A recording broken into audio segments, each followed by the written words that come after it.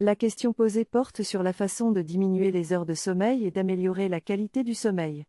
Dans cette synthèse, l'auteur souligne que le sommeil n'est qu'une forme de repos parmi d'autres et que le corps a avant tout besoin de repos.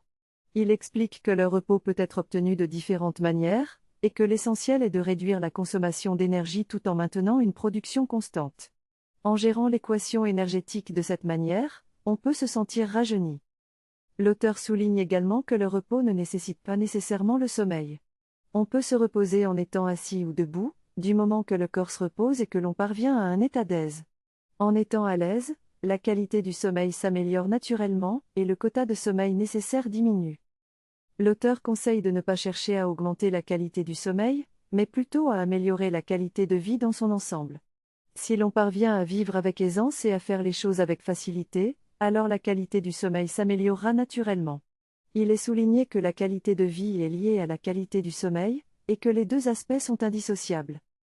L'auteur met en avant le fait que certaines cultures traditionnelles accordent une grande importance au système et aux rituels permettant d'obtenir une bonne qualité de sommeil.